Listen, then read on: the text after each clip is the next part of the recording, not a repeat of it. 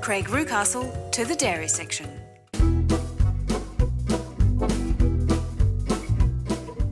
So you find yourself in the supermarket and you're in the dairy section and you're faced with a choice. You can go for the supermarket's private labels, which are pretty cheap. It's down and staying down every day. 2 litres for $2. Or the branded milk, whether it be Pura, Paul's, Dairy Farmers or others.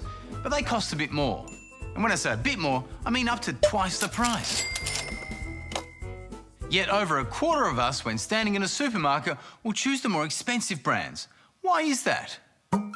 Dairy Farmers brand has been around since before Federation, so people trust the brand. They really invest in that. They know and understand that the milk that they buy from us is that more authentic, less processed product. Except it isn't. Authenticity isn't actually an ingredient of milk. And as for processing, well, in most cases, supermarket private brand and branded milk like Dairy Farmers come from the same farms, are processed in the same plant to the same specifications. Plain milk is unique because unlike a lot of other brands, the only difference between them is little more than the brand. But according to my exhausting survey, that hasn't cut through. So why do you buy the branded milk? I'm hoping that the brand ones come from Australian dairy farms. It's Australian and I like to support Australian farmers. I was trying to avoid buying the Coles and Woolies ones on principle. Our farming within Australia, we've got enough land and everything here to support the world. Are we done yet? Our country's not going to survive. Good on them. Some people want to support dairy farmers, which is fair enough, because they get up every morning at... Craig, wake up. Hey, we're going to go film a dairy farmer milking, yeah? Just play some file footage. No, Craig. Craig! Dairy farmers get up every morning at 4 a.m, 7 days a week to supply us with the milk we need. And there's a growing perception that the $1 a litre milk war is hurting these farmers. But if you're hoping that the story of milk prices will help justify your hatred of the supermarket giants, you might be disappointed. And if you're buying your Paul's or Dairy Farmers brands thinking the farmers will get more, they don't. We all focus on the Coles and Woolies duopoly because they control 74% of the grocery market. But behind them is another duopoly, the processors. Lion, owned by Japanese company Kirin, and Parmalat, recently bought by a French company, who between them control about 90% of the market for fresh drinking milk. Lion not only owns Pura, Dairy Farmers and Canberra milk, it also processes milk for Coles and Woolies. And Parmalat not only owns Paul's milk, it also processes milk for, you guessed it, Coles and Woolies.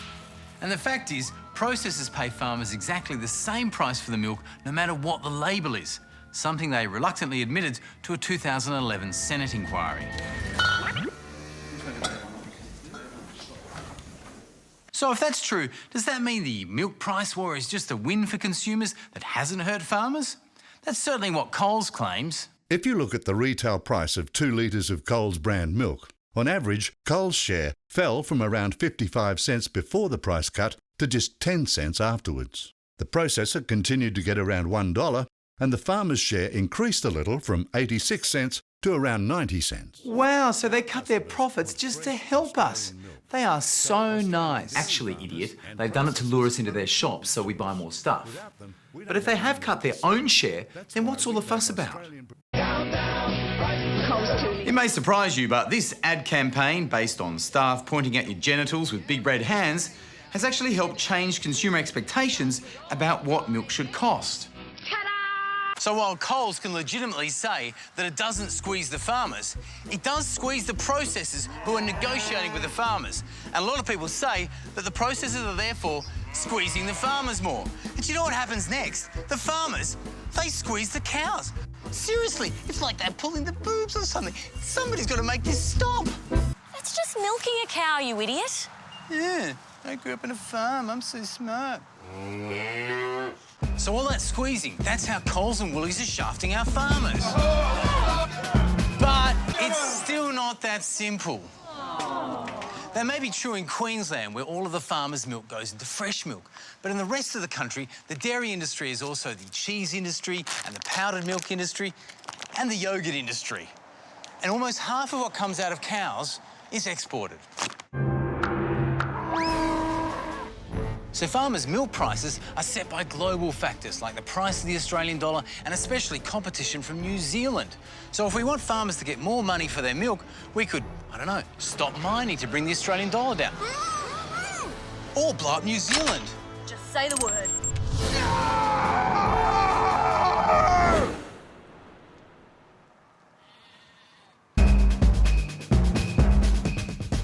If it was as simple as you pay more for the milk, the farmer gets more, then farmers would already be getting more from these expensive brands.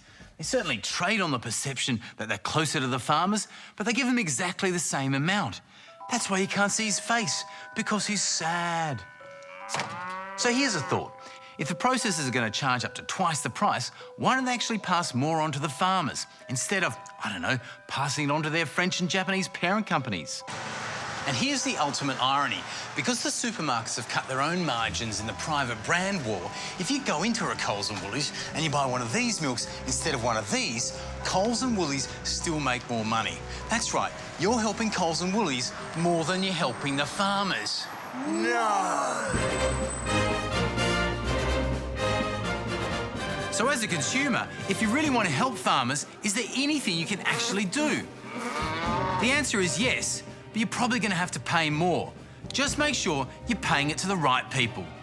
And that means farmers' collectives that are still owned by farmers, like Norco or organic dairy farmers. There are also groups that deliver directly to consumers from farmers, like Aussie Farmers Direct. And try to buy dairy products that are made from Australian ingredients, because that also keeps demand for Australian milk high.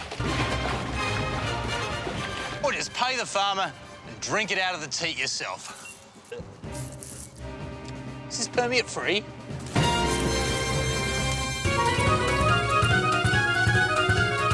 If you don't want to guzzle milk straight from the cow, there'll soon be another way to make sure farmers get paid more for milk.